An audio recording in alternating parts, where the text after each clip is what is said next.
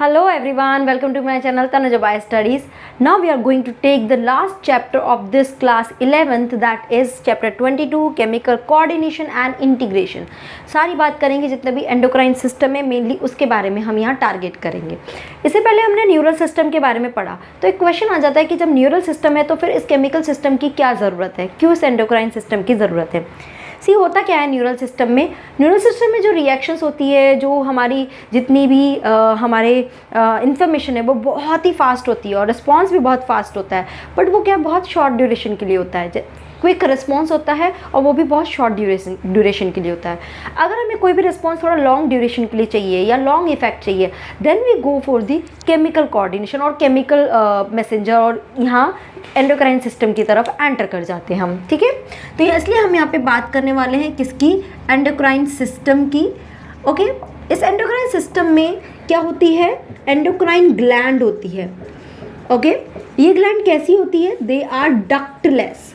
Okay, now what is meaning of this ductless, मतलब कोई duct नहीं है, यानी कि ये अगर कोई भी सिक्रेशन करेगी तो they directly pour their secretion into blood, direct blood के अंदर वो पोर कर देगी, क्योंकि डक्ट तो है नहीं जो ट्यूब के थ्रू वो लेकर जाएगा. एक और चीज़, जहाँ पे भी ये सीक्रेट होती है वहाँ से क्या होता है, it travel along with blood.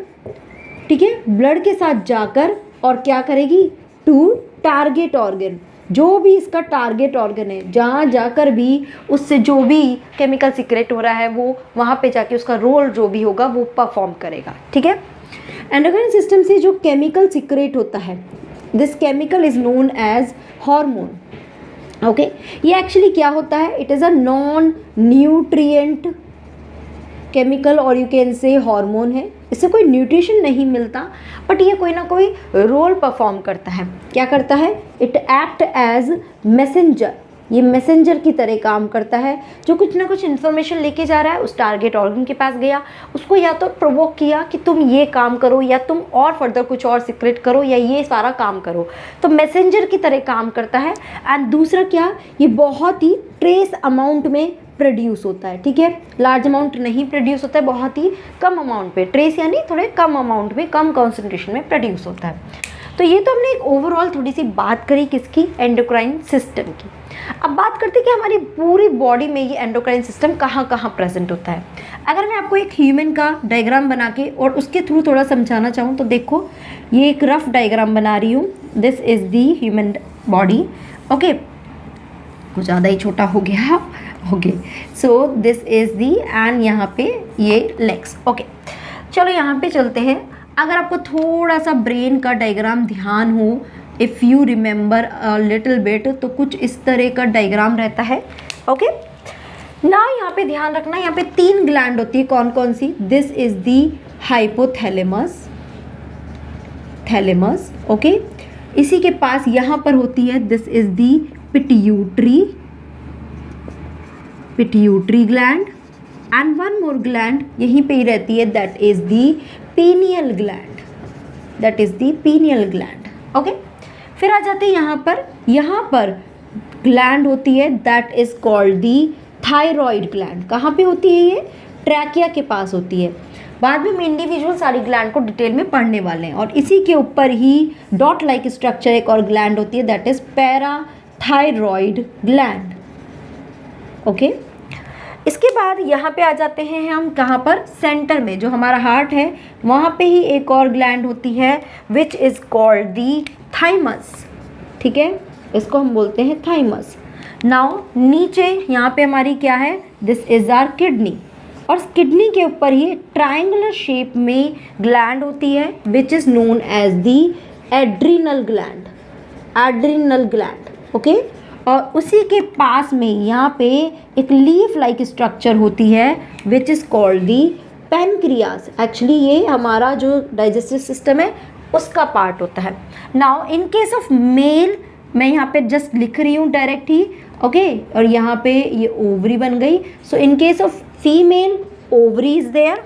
Okay, ovary है ना, गोनाड्स कौन कौन से हैं, and in case of male there is a testis is present. अगर ये मेल है तो टेस्टिस होगा, फीमेल है तो गोनाड होगा.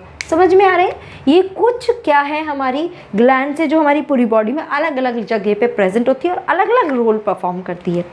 थोड़ा सा इसका ना जर्म लेयर के बारे में बात कर लेते हैं। As you are aware about germ layer, 3 तरह की जर्म लेयर होती है, एक्टोडर्म, मेसोडर्म, एंडोडर्म, जिससे ही हमारी पूरी बॉडी का हर पार्ट बना हुआ है। ठीक है, थोड़ा सा यहाँ पे देख लेते हैं। जो ये ब्रेन होता है ना, ये किससे बनता है? एक्टोडर्म से बनता है। ठीक है, एक्टोडर्म से बनेगा तो ब्रेन के अंदर जितनी भी ग्लैंड है वो सब भी एक्टोडर्मल होंगी। तो हाइपोथैलेमस, एक्टो, तो मैं सिर्फ शॉर्ट फॉर्म में लिख रही हूँ एक्टो। ठीक है, this also ecto and pituitary gland is also ecto. आगे बात करते हैं। अब ये क्या हो गए? सारे अंदर के ऑर्गन हो गए ना, अंदर की ग्लैंड हो गई। तो parathyroid is endodermal, this is also endodermal. Then thymus is again endodermal, this is also endodermal। Adrenal की बात करते हैं। एड्रिनल में अगर हम बात करें तो यहाँ पे 2 पार्ट होते हैं।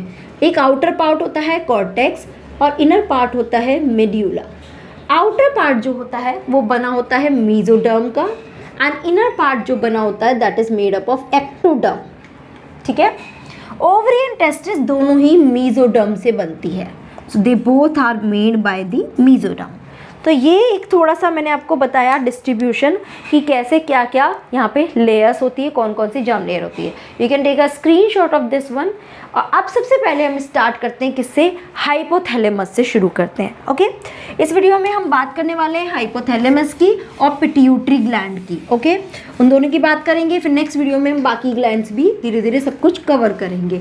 सो first of all let's take the hypothalamus.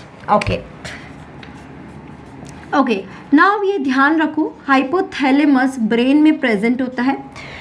आपको मालूम है पिट्यूटरी ग्लैंड को क्या बोलते हैं? We called it as a master gland and hypothalamus is what? It is the master of master gland. ये उसका भी मास्टर है, ये उसका भी मास्टर है, तो उससे भी और टॉप जगह पर बैठा हुआ है। वहाँ से ये बल्कि उस मास्टर ग्लैंड को गाइड कर रहा है कि तुम्हें क्या सीक्रेट करना है और क्या सीक्रेट नहीं करना है, कितना करना है, क्या करना है। ठीक है, तो ये मास्टर है, टॉप पे है। कहाँ प्रेजेंट होता है? लोकेशन की बात करते हैं, कहाँ पे प्रेजेंट होता है? It is the basal part of diencephalon. Do you know diencephalon? अगर आपको ब्रेन का पार्ट ध्यान हो तो ब्रेन में होता है फोर ब्रेन, ठीक है, फिर होता है mid brain and then hind brain. Okay, तो जो ये फोर ब्रेन होता है यहाँ पे पार्ट होता है cerebrum and another is the diencephalon. ये डायेनसिफिलॉन फर्दर बना होता है थैलेमस एंड हाइपोथैलेमस। ठीक है, आई बात समझ में? तो ये डायेनसिफिलॉन का बेसल पार्ट होता है। दूसरा पॉइंट क्या है? इसमें there is a group of neuro secretory cell. ठीक है, ग्रुप होता है न्यूरो सिक्रेटरी सेल का, ओके, जिसको हम न्यूक्लियाई भी बोलते हैं। वो ही क्या करती है? ये ही क्या करती है?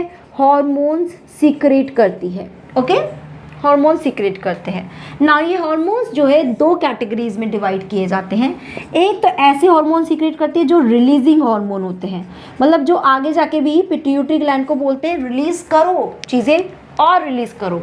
और एक होते हैं दैट इज इनहिबिटिंग हार्मोन, जो बोलते हैं कि हार्मोन सीक्रेशन अभी थोड़ा सा कम करो, there is no need.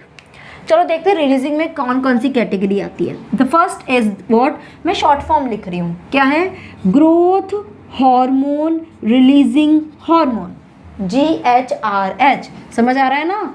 Growth hormone releasing hormone. तो देखो ये RH तो सबके साथ ही लग रहा है, ये RH सबके साथ लग रहा है। दूसरा आ जाता है that is gonadotropin releasing hormone, जिसके अंदर क्या क्या आते हैं? LH and FSH। तीसरा आ जाता है प्रोलैक्टिन रिलीजिंग हार्मोन, क्या है? Prolactin releasing hormone. चौथा आ जाता है that is melanocyte releasing hormone, क्या है? Melanocyte releasing hormone. नेक्स्ट आ जाता है that is the corticotropic releasing hormone, क्या है? कॉर्टिकोट्रोपिन रिलीजिंग हार्मोन, ठीक है। एक्चुअली ये क्या है? ये क्या है? ग्लूकोकॉर्टिकॉइड, मिनरलोकॉर्टिकॉइड, ये सब रिलीज करते हैं। और एक और आ जाता है, that is what? Thyrotropin releasing hormone. क्या है? थायरोट्रोपिन रिलीजिंग हार्मोन, जो क्या करेगा? थायराइड ग्लैंड को प्रोवोक करेगा कि वो हार्मोन को रिलीज करे। ओके ना, इनहिबिटिंग में एक ही बात करेंगे, that is growth hormone inhibiting hormone, IH, growth hormone inhibiting hormone, जिसको हम दूसरा नाम भी बोलते हैं सोमैटोस्टैटिन। सोमैटोस्टैटिन नाम सुना है आपने, है ना। और यहाँ जो ये इसी का एक्चुअली ऑपोजिट है, ग्रोथ हार्मोन रिलीज कर रहा है, ये इनहिबिट कर रहा है, तो इसलिए इस ग्रोथ हार्मोन को एक और नाम भी बोलते हैं, दैट इज सोमैटोकाइनिन। क्राइनिन मतलब क्राई कर रहा है और उसकी वजह से बहता ही जा रहा है, निकलता ही जा रहा है, रिलीज होता ही जा रहा है। तो याद रहेंगे ये कुछ हार्मोन्स की कैटेगरीज है, किसकी? हाइपोथैलेमस की ना। ये हाइपोथैलेमस कमांड कर रहा है किसको? पिट्यूटरी ग्लैंड को, और पिट्यूटरी ग्लैंड से कनेक्ट होके और फिर उसको कह रहा है कि तुम अब ये सब सीक्रेट करो। ये तो कमांड दे रहा है, पिट्यूटरी ग्लैंड एक्चुअल में हार्मोन सीक्रेट करेगी। तो अब देखते हैं कि हाइपोथैलेमस पिट्यूटरी ग्लैंड से कैसे कनेक्ट रहता है, ठीक है। Take a screenshot of this one. चलो पहले तो देखते हैं कैसे कनेक्ट रहता है, और फिर simultaneously will go for the pituitary gland as well, कि उसमें क्या क्या रोल होते हैं। चलो बात करते हैं। देखो अगर मैं डायग्राम बनाऊं तो this is what? Hypothalamus, okay. और यहाँ से पिट्यूटरी ग्लैंड की 2 लोब्स निकलती है, ओके। ध्यान रखना, यहाँ पे पिट्यूटरी ग्लैंड की 2 लोब निकलती है। पिट्यूटरी ग्लैंड 2 लोब्स का बना होता है, दिस वन, ओके, ठीक है। नाउ मेंशन कर देते हैं हाइपोथैलेमस। ये हाइपोथैलेमस में क्या होते हैं? जो न्यूरॉन होते हैं हाइपोथैलेमस के, which are called the hypothalamic neuron, okay. ये हाइपोथैलेमिक न्यूरॉन जो है, अब यहाँ से जब इसका सर्कुलेशन जाएगा, मतलब यहाँ से जब इसकी इंफॉर्मेशन जाती है, तो एक और चीज़ ध्यान रखो, इसको बोलते हैं anterior pituitary, and this is called the posterior pituitary. अभी मैं सब बताऊंगी इसका, ठीक है। पोस्टीरियर पिट्यूटरी, तो जब एंटीरियर में जाता है ना, तो ये क्या करता है? फर्दर यहाँ पे एक जगह आके फर्दर डिवाइड होता है, और बहुत ज़्यादा पार्ट में डिवाइड होता है, ओके। फिर वापस आता है, और फिर यहाँ पे आके फिर वापस ये डिवाइड होता है, लाइक दिस, ओके। फिर डिवाइड होता है। तो इस तरह के सिस्टम को हम बोलते हैं, this is called portal circulation और सिस्टम, कि मतलब डायरेक्ट नहीं जा रहा है, ऐसे पार्ट पार्ट में जा रहा है, दैट इज पोर्टल सर्कुलेशन। और यहाँ पे क्या होता है? यहाँ पे डायरेक्ट ही पोस्टीरियर में जाता है, this is called neural circulation, this is called neural circulation, ठीक है। तो क्या होती है? ये जो हाइपोथैलेमस है, ये पिट्यूटरी से एक स्टैल्क के थ्रू जुड़ा हुआ है। ये क्या है पूरा? This whole is stalk and which is called the infundibulum, okay. समझ में आया? दोबारा देख लेते हैं, समझ में आया? ये जो हाइपोथैलेमस है, ये पिट्यूटरी से कनेक्ट है एक स्टैल्क के through, this is called infundibulum. Now यहाँ पे एंटीरियर में जो जाता है पोर्टल सर्कुलेशन के थ्रू, पोस्टीरियर में जाता है न्यूरल सर्कुलेशन के थ्रू, जो भी कमांड जा रही है, जो भी रिलीजिंग या इनहिबिटिंग हार्मोन की कमांड जा रही है, ठीक है। तो इस तरह से ये कनेक्टर रहता है। अब बात कर लेते हैं हम किसकी? Will talk about the pituitary gland. चलो नाउ कहाँ पर प्रेजेंट होती है, सबसे पहले देखते हैं। इट इज लोकेटेड, कहाँ पे? Located in bony cavity of sphenoid, जो हमारी आगे बोन होती है ना, यहाँ पर ही आइस के पास ही, दैट स्फिनॉइड बोन, मतलब उसके पीछे में आप देखोगे ना, तो वहाँ पे ही आपको क्या मिलेगा? ये मिलेगा। And this cavity is known as the sella turcica, sella turcica, याद रखना क्या बोलते हैं? Sella turcica. ना पिट्यूटरी ग्लैंड जो है 2 पार्ट में डिवाइड होती है, anterior and posterior, okay. Anterior को बोलते हैं adenohypophysis, posterior is known as the hypophysis. Okay, ठीक है ना, मतलब पूरी पिट्यूटरी ग्लैंड ही हाइपोफाइसिस है, फिर ये एडिनो और न्यूरो में कन्वर्ट हो जाती है, डिवाइड हो जाती है। ये फर्दर डिवाइड होता है दो पार्ट्स में, मतलब यहाँ पे भी फर्दर इसके ना दो पार्ट्स रहते हैं, that is pars distalis and this is pars intermedia, और यहाँ पे होता है दैट इज पार्स नर्वोसा। समझ में आया, समझ में आया। एंटीरियर जो है वो दो पार्ट में डिवाइड हो गया, pars distalis, pars intermedia. Posterior का जो पार्ट है उसको बोलते हैं पार्स नर्वोसा। ना पार्स डिस्टेलिस से क्या क्या हार्मोन सिक्रेट होते हैं उनकी बात कर लेते हैं। Now the first hormone is growth hormone, second hormone ले लेते हैं प्रोलैक्टिन हार्मोन, थर्ड ले लेते हैं that is the thyroid stimulating hormone, fourth ले लेते हैं गोनाडोट्रोपिन, सीधा ऐसे लिख देती हूँ मैं गोनाडोट्रोपिन, ठीक है। और क्या हो जाएगा, एडिनोकॉर्टिकोट्रोपिक हार्मोन।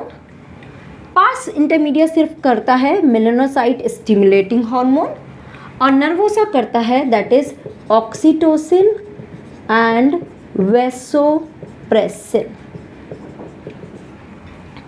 समझ आया ये वाला पार्ट, क्लियर हुआ ना, क्या ये कनेक्टेड है और ये सारे हार्मोन। तो देखो हमने ही बताया था हाइपोथैलेमस क्या कर रहा है, ग्रोथ हार्मोन रिलीजिंग हार्मोन। तो हाइपोथैलेमस ने कमांड दिया, अगर मैं एक का कनेक्शन आपको बताती हूँ तो कैसे हुआ,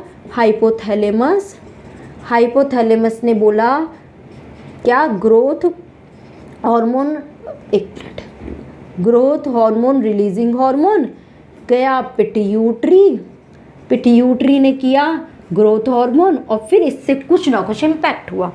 ऐसे ही पीआरएल से क्या हुआ, पीआरएल से जैसे मैं यहाँ लिखूँ इसको, अगर growth hormone releasing hormone, PRL का प्रोलैक्टिन रिलीजिंग हार्मोन, ये सीक्रेट कर रहा है PRL.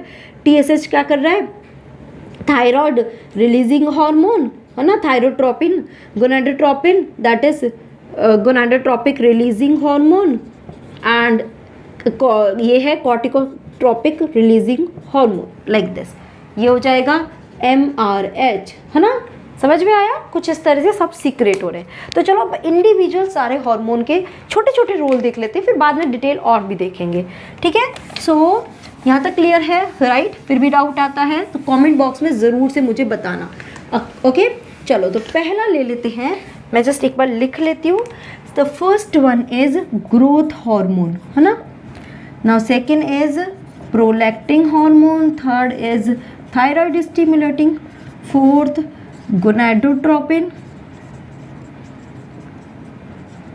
Fifth adenocorticotropic hormone, 6 MSH, मैं सारे एक साथ लिख रही हूँ, है ना, ऑक्सीटोसिन एंड वेसोप्रेसिन। चलो बात करते हैं सबकी एक साथ, किसका क्या क्या रोल है।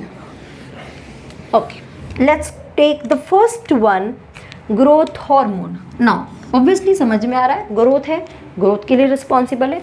अब बात करते हैं चाइल्ड में इसका कैसे रिस्पॉन्स होता है और अडल्ट में कैसे रिस्पॉन्स होता है। देखो चाइल्ड में अगर इसका ओवर, चाइल्ड मतलब क्या, चाइल्ड मतलब क्या, बिफोर प्यूबर्टी, है ना, और ये क्या है, आफ्टर प्यूबर्टी। यू नो ना, puberty the phase of life जहाँ से फिर रिप्रोडक्टिव स्टेज स्टार्ट हो जाती है, ठीक है।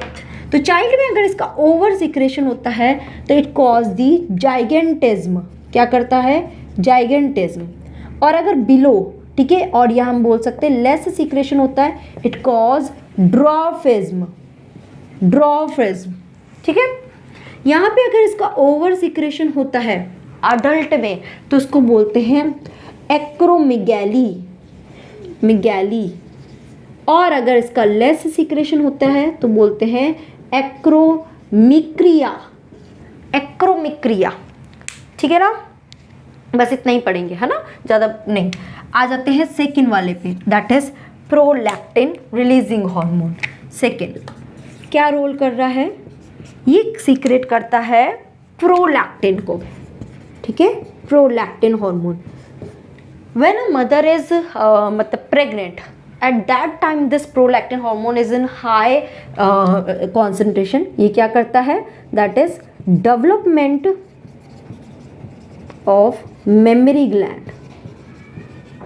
मेमरी ग्लैंड का डेवलपमेंट करता है, as well as formation of milk. ठीक है, ओके. मिल्क बनाता है, मिल्क सीक्रेट नहीं करता, सिर्फ मिल्क बनाता है. तो ड्यूरिंग द प्रेगनेंसी वीमेन की जो मेमरी ग्लैंड है वो डेवलप होती है और मिल्क का फॉर्मेशन शुरू हो जाता है. ठीक है, इतना ही. आगे आ जाते हैं third, that is thyroid stimulating hormone.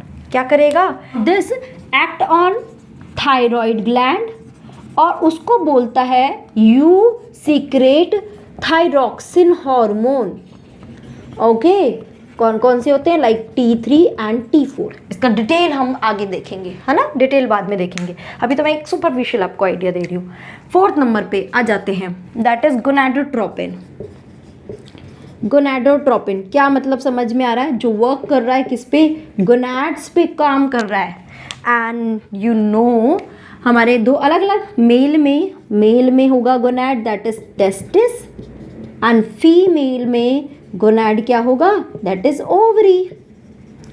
Right ना? ठीक है, चलो. टेस्टिस में क्या करता है? एक्चुअली गोनाडोट्रोपिन हार्मोन कौन कौन से होते हैं? LH एंड FSH, यानी कि luteinizing hormone, follicle stimulating hormone. कौन कौन से हैं?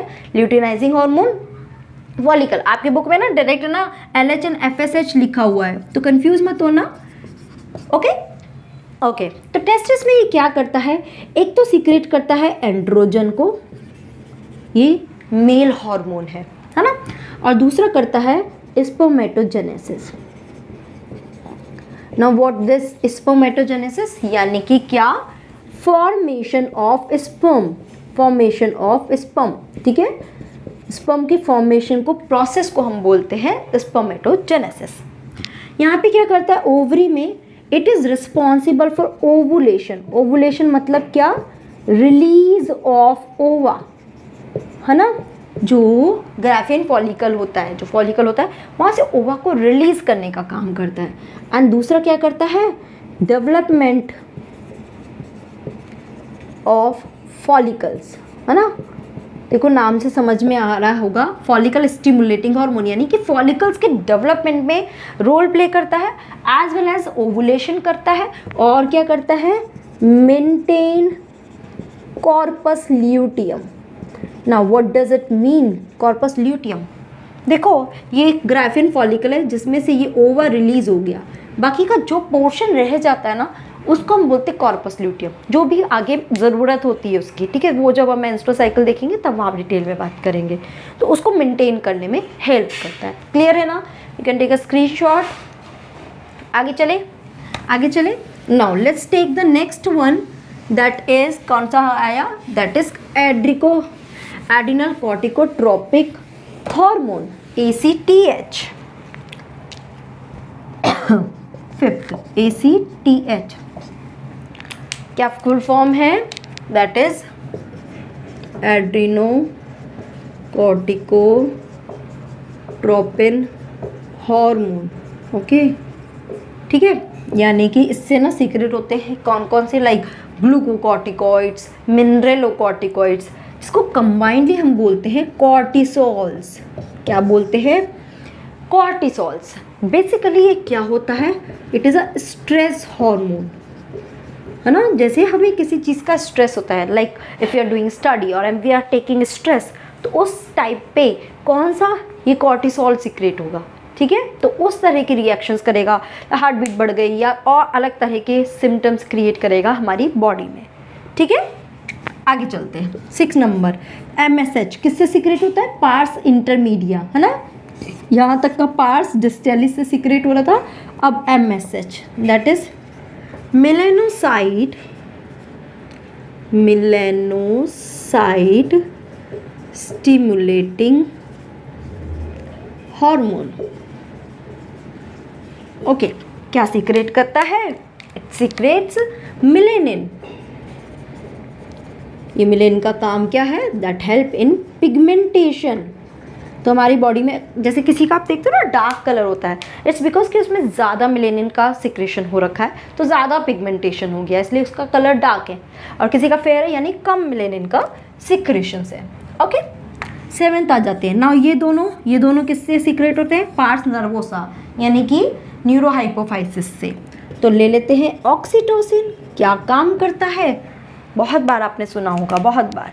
क्या करता है? एक तो स्मूथ मसल्स कॉन्ट्रैक्शन करता है, ठीक है। मसल्स में कॉन्ट्रैक्शन और मैसिव कॉन्ट्रैक्शन, जो प्रेग्नेंट लेडी होती है जब उसमें बच्चे की डिलीवरी होती है तो उस वक्त यहाँ मसल्स में कॉन्ट्रैक्शन होने की वजह से बच्चा बाहर आता है, ठीक है। तो that is called fetal ejection. So it is responsible for fetal ejection.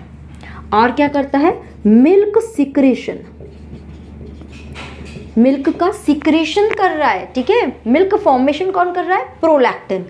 अब उसको जब डिलीवरी हो जाती है उसके बाद जब मदर को मिल्क सीक्रेट होता है, it's because of this hormone oxytocin, ठीक है ना, याद रहेगा।